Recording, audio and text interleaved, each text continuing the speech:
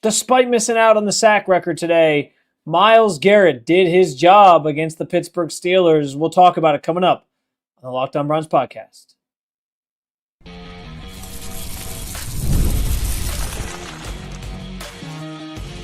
You are Locked On Browns, your daily Cleveland Browns podcast.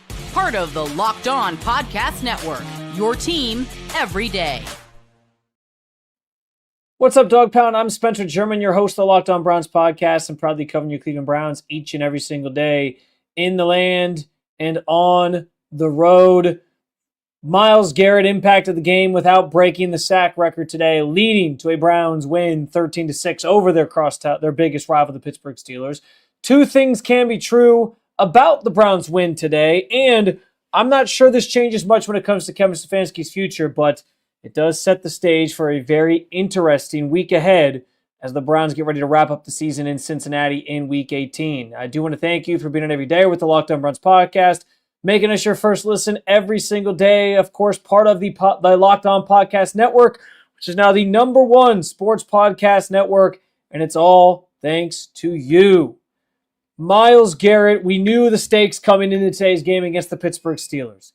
He was trying to find and complete the sack record. He was at 22 sacks, needed a half sack to tie the record, one whole sack to break the record. TJ Watt was in attendance. He traveled to the game, did not play in the game, and there was a chance to get it done. And he came close a number of times in bringing down Aaron Rodgers, who obviously started this game with the Steelers, I think, trying to win the division, although that could be debated, because here's the thing.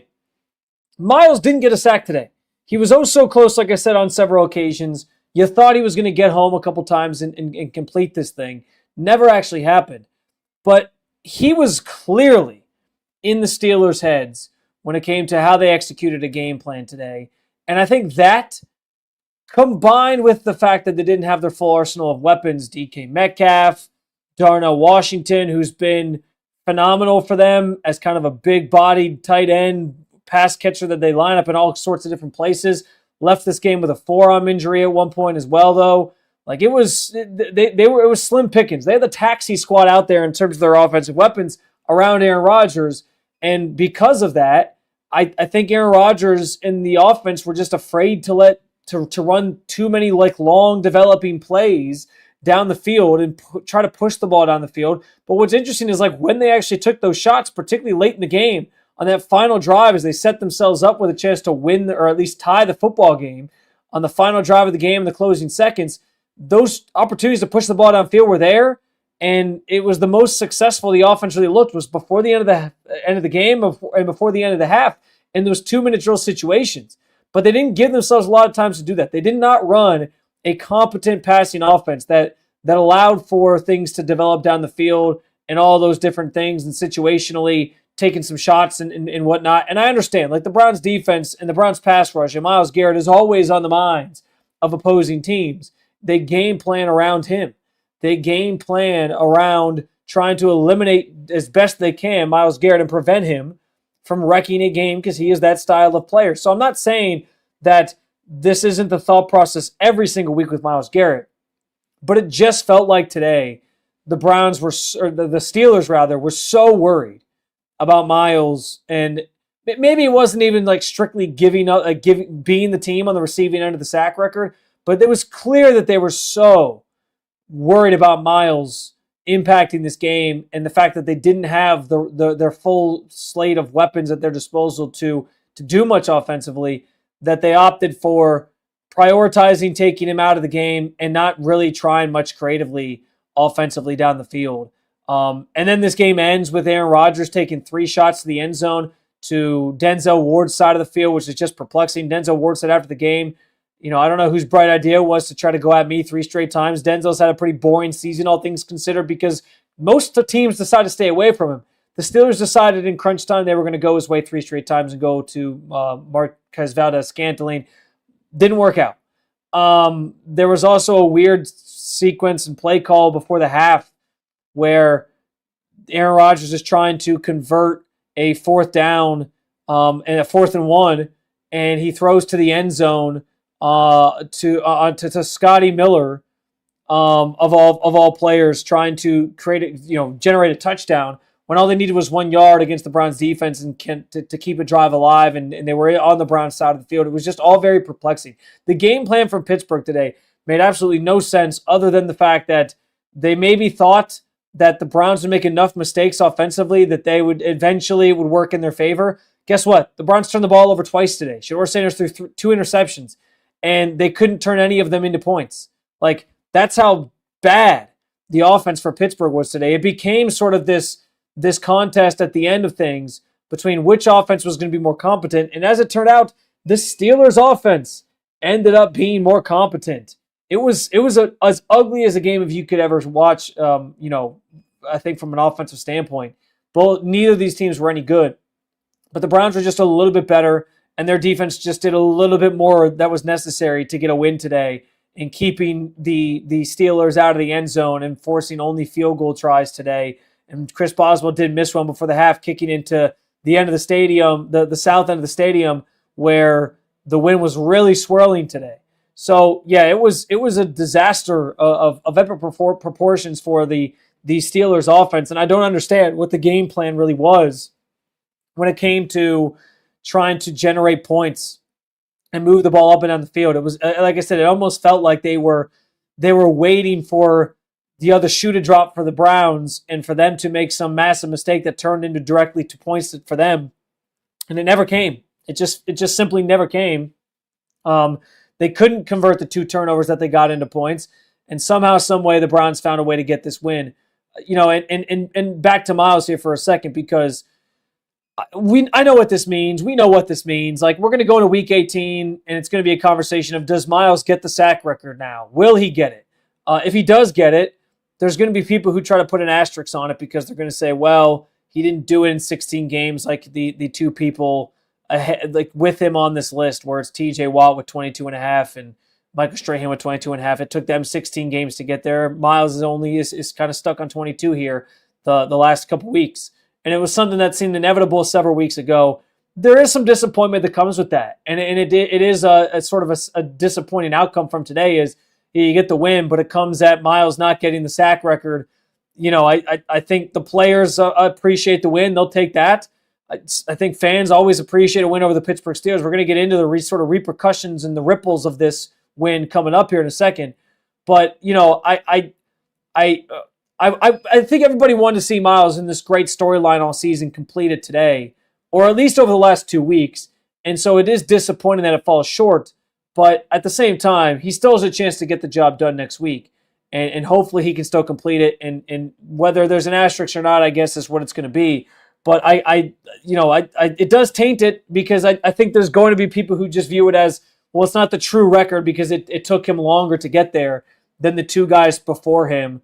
So I guess the Steelers can leave here feeling good about the fact that they prevented Myles Garrett from getting the sack record in 16 games, and they weren't on the receiving end of that highlight and that clip that's going to get played over and over and over again for years to come when he gets there, if he gets there.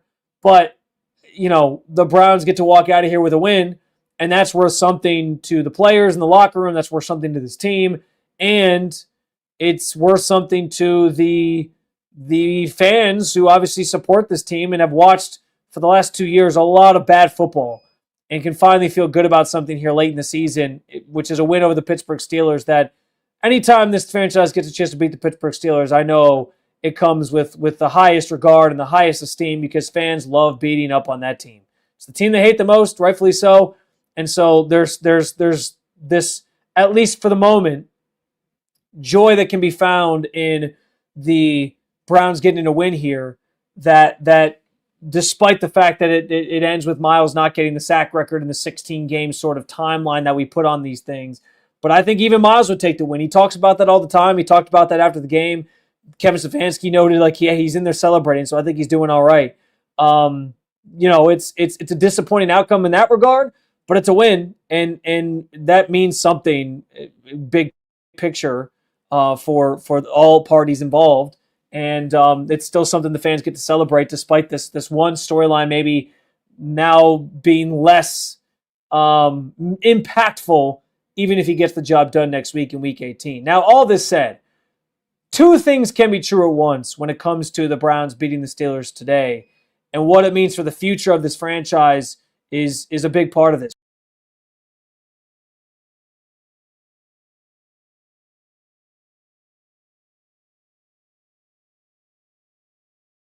Sorry about that. We'll talk about it coming up next on the Locked On Browns podcast.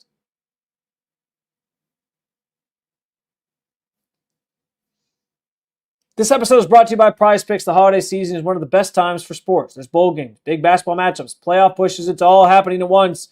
And while we're all making choices every day, one of the most fun places to make the right call is PrizePicks. PrizePicks is the easiest way to get in on daily fantasy.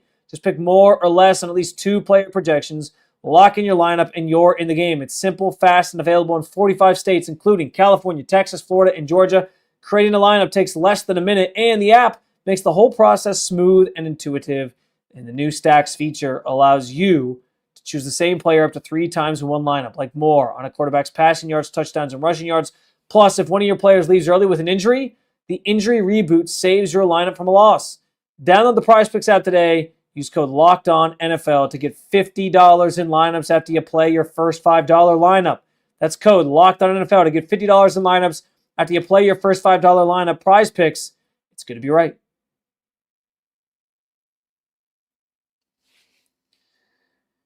So we just talked about a little bit what this win means for the players, the franchise to a degree, and how it does kind of put a damper on the Myles Garrett sack record chase because he didn't get it done in 16 games. It comes at the expense of a win, though, that he fails to get there. And that can still mean something. And listen, I would never downplay what a win over the Pittsburgh Steelers means to this franchise, to this fan base. This is like impactful stuff. Like it's your biggest rival. It's the team you've been for years trying to get out from underneath of. Suddenly, this stadium has become sort of a house of horrors for Pittsburgh. They're 1-6-1, I believe the record is now, since dating back to 2018. The last 7 games that they've played, 8 games that they've played here in Cleveland now.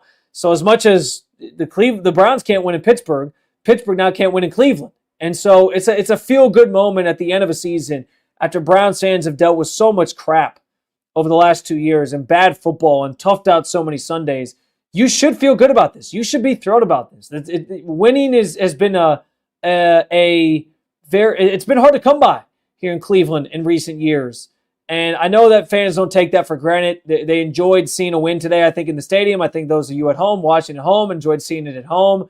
It's a good feeling. It's a good thing to sort of end the holiday weekend and set the tone for the last week of the year, for the season and for the calendar year as well.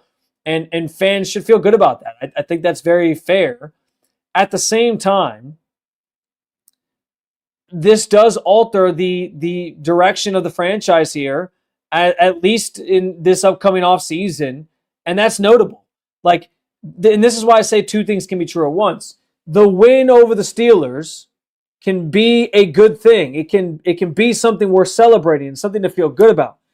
It can also be something that some fans are disappointed by because it changes the math on how things go down this offseason, most likely, and the future.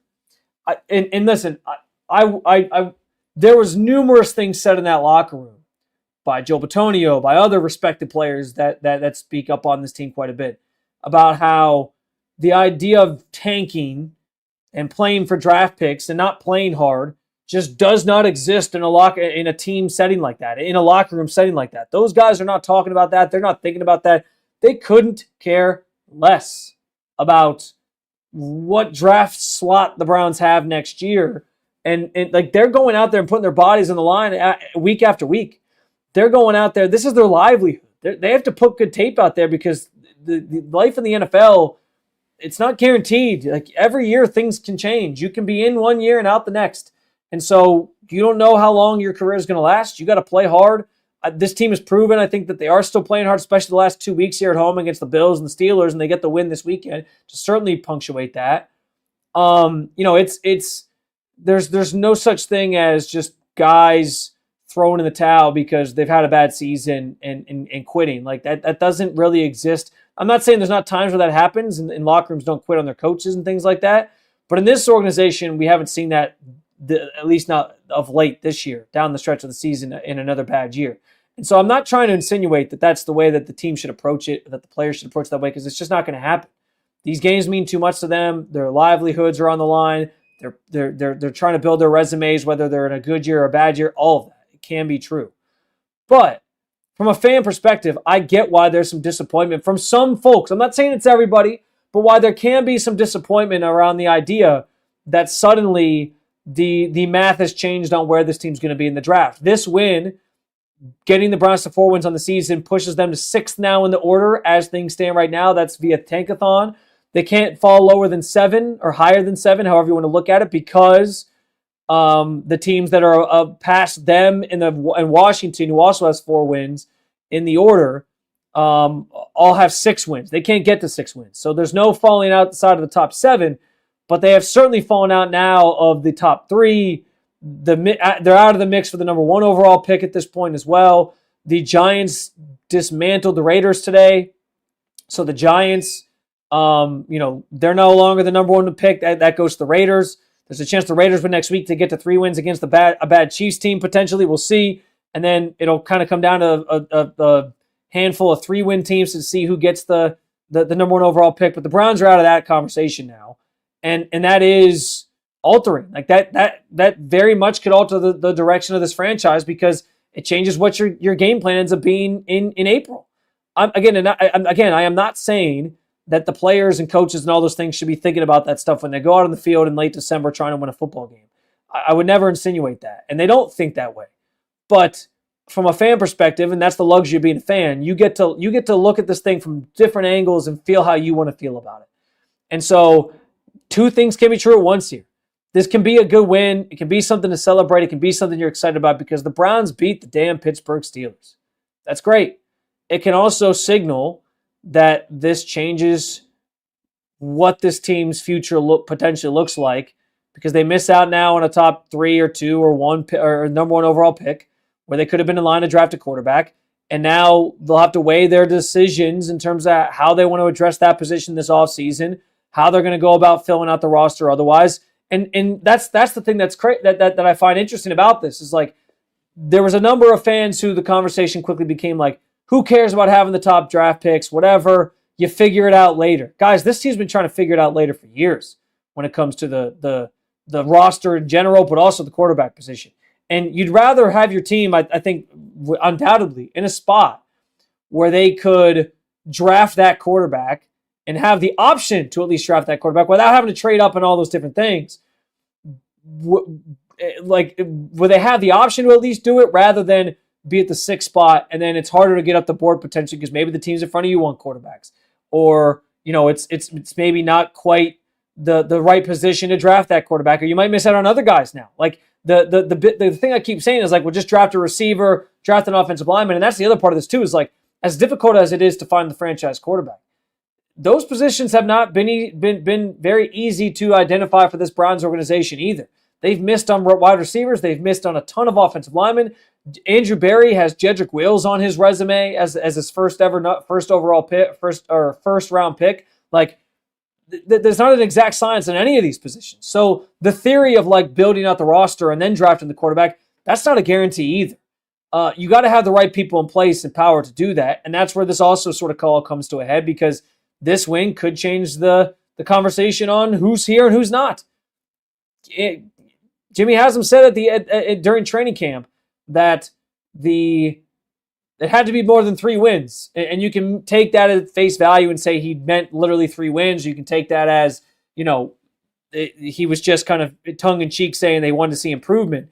But, now they have that. Maybe the fact that this team is still fighting down the stretch, and we will talk about this coming up, means something for Kevin Stefanski and whether or not he gets to stay or go. Like, there's so much that this potentially now, alters as far as the future is concerned.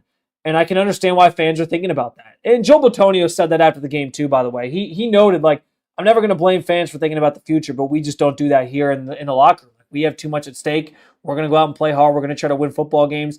But this does certainly change the conversation when it comes to what the Browns do at quarterback next year. It's a conversation I want to have with you further. I'm going to talk about it even more.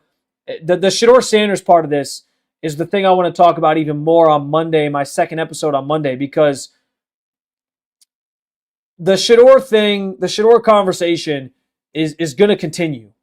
And, I think there were some signs today, once again, that he can be a viable quarterback in this league. I also still think there's been too many ups and downs for this organization to put all their eggs in that basket.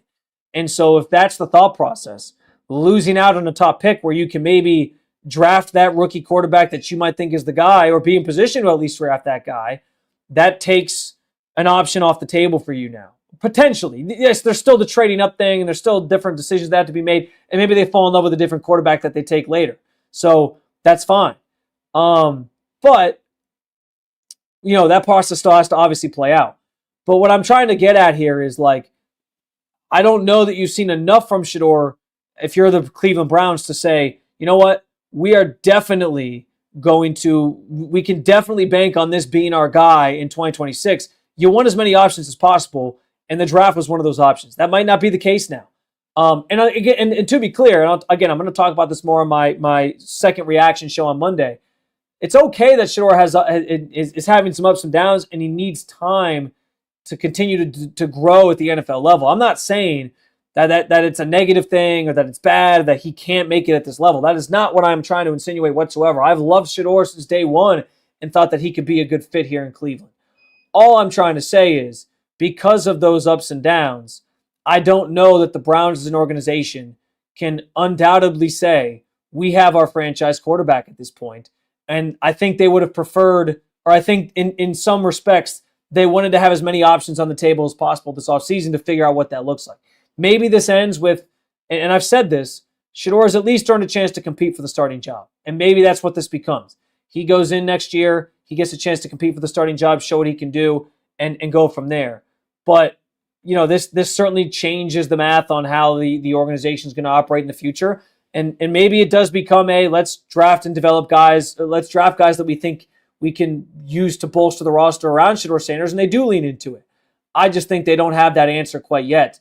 And I'll talk about that with you some more on Monday as well, like I said, in my second reaction show that I like to do each and every single week. But before we get to that on Monday, I've wondered after this win what it potentially means for Kevin Stefanski. It sounds like, at least in the weeks leading up to this week, that there's going to be a very hard conversation about the future direction of leadership here in Cleveland, and that he was potentially on the chopping block. But does this change things in terms of his job security?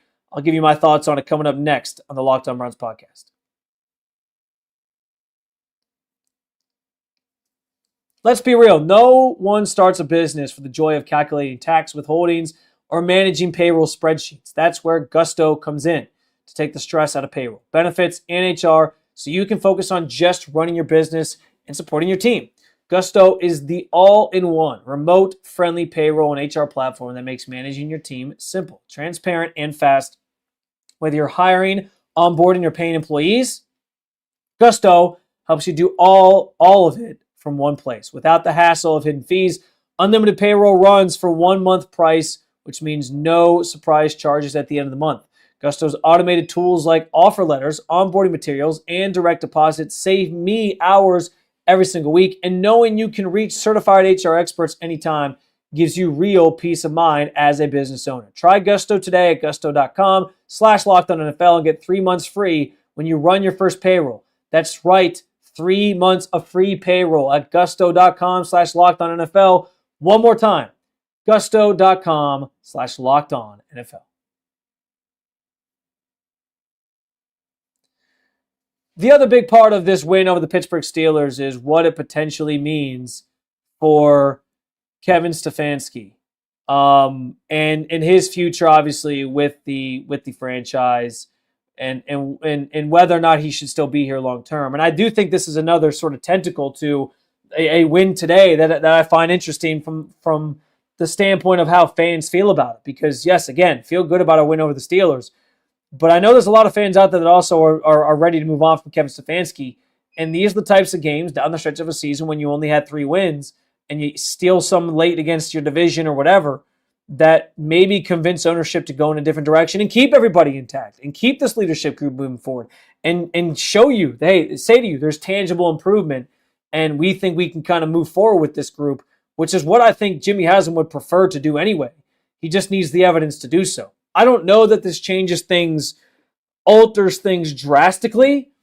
If they were planning on having conversations about Kevin Stefanski's future, if they were planning on having conversations about this regime's future beyond, when the season ends anyway, him getting one win over the Pittsburgh Steelers doesn't necessarily mean that like we're going to come back, that all of a sudden now everything's different. And it shouldn't. Like, you can't, that's the Jimmy Haslam that I think he's tried to get away from being. The reactionary, one game here, one game there, this is how I feel, I'm going to react this way, I'm going to make this key decision. Those are the things that I think have plagued Jimmy Haslam over the years, and that I think he's tried to get away from. He doesn't like making those reactionary decisions anymore. He wants to just focus on, making the decision in the moment and using all the evidence and information at his disposal before he does that. So I don't know that it changes things drastically. I still think those conversations are going to be had. But listen, like, you win against the Steelers. Maybe they win against the Bengals next week, who have one of the worst defenses in football, if not the worst defense in football. And I know you're going up against Joe Burrow, and, Joe Burrow's a solid player, and the offense, that offense can put up some points. I mean, listen, the Bengals put up 37 freaking points against the Cardinals today. Now, the Cardinals defense isn't the Browns defense, but still, you get my point. Like, that defense can score with the best of teams. They're going to have their work cut out for them without question. But maybe it becomes a shootout and you win. You finish the season strong with 2 wins. And I talked about this a little bit last week, where clearly the team is still playing hard for Kevin Stefanski. Those are the types of things that convince owners not to make those drastic changes. Like that it's just the way that this thing goes. Like, I'm not saying that's the right call or that that's the right thing, is to use maybe a win or 2 at the end of the season as the end-all be-all for what your decision is going to be on the coach and others in charge. But it could be enough to sway somebody when you see a team continuing to play hard despite the circumstances. I talk about it all the time. There's no bigger kiss of death. There's no bigger kiss of death than a coach whose team has quit on him. Like, if this team was going out and they looked like they didn't care and they were rolling over and tanking felt like what was happening, like, I don't know how you keep your job in that instance. And we've seen that other times, whether it's been here in Cleveland or elsewhere. Like, you've seen other times where that's been the case and things have unraveled pretty quickly, and the coach has gotten fired for it. This team is still competing at a high level. And I'm seeing people in the comments saying, like, I don't necessarily believe that they're playing hard for Kevin Stefanski. Guys, I don't know how you can't believe that at this point. The worst they've looked was the second half against the Bears. It looked like they did flat out kind of quit. And maybe that was because of the cold or whatever, and they were just ready to go home. But these last 2 weeks, they put up a hell of a fight against the Bills. They put up a hell of a fight against the Steelers. They win this game. That is evidence that this team still is playing hard and wanting to win.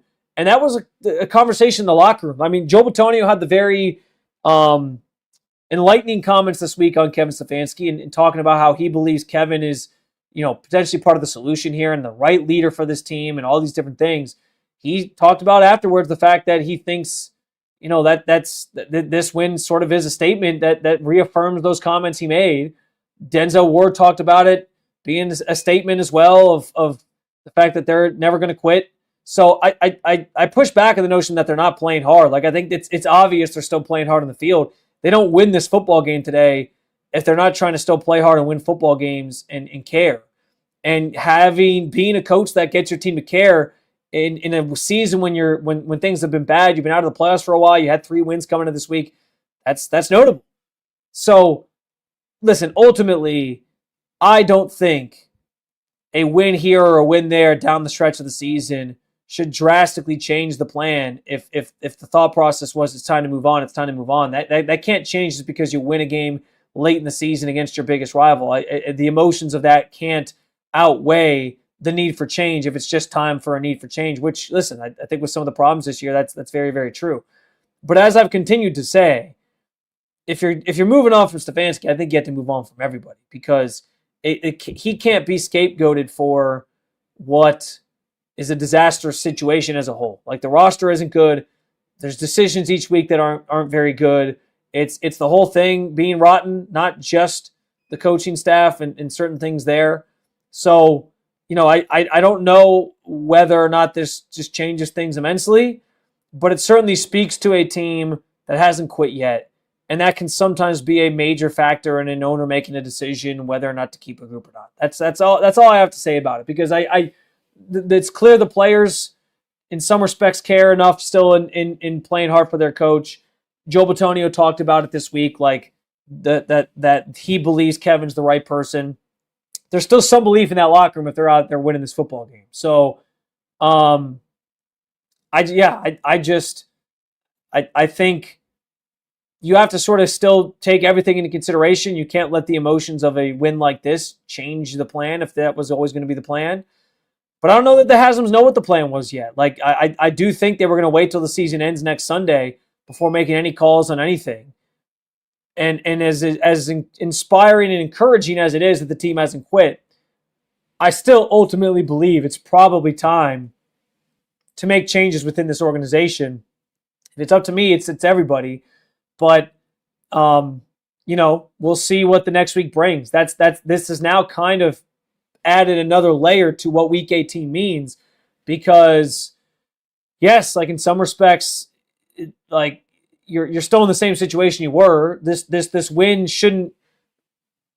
maybe masks temporarily for a day or two the realities of what this team is faced with and where they are as a franchise. But it can't, change the overarching decision making just because of one win late in the season. And so we'll see what that all means kind of going into this last week, because maybe one more win does change the math on that. Maybe one more win does make people feel differently about what direction they should go in terms of this front office, this coaching staff, etc. We'll see. If that happens against the Bengals, we'll obviously get our answer. But in the grand scheme of things, I don't know that this changes things a ton, but it does now create this kind of interesting situation going into the last week of the season where it's like, is Kevin Stefanski coaching for his job next week against the Cincinnati Bengals? And with the unknowns that Jimmy Haslam provides and his decision-making process, and just not knowing where his heart really is in things and what decision he's going to make, he's such a wild card. He very well could be swayed when it's all said and done if they pull off another win next week in Cincinnati.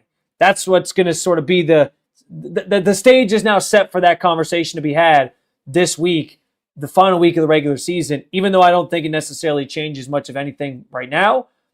Maybe that's a different conversation a week from now. It's another episode down with you, Dog Pound. I appreciate you joining me to talk about the Browns. And if you liked what you heard, hit that subscribe button. Make Locked On Browns your first listen every day, wherever you get your podcasts, and at the Locked On Browns YouTube channel.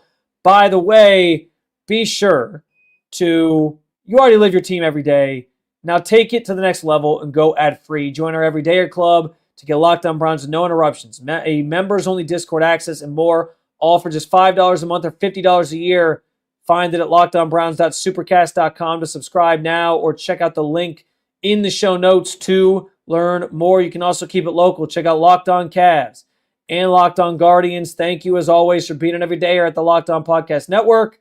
I'll talk to you again on Monday. We'll react some more and talk about Shedeur Sanders a little bit deeper and his future as the franchise quarterback.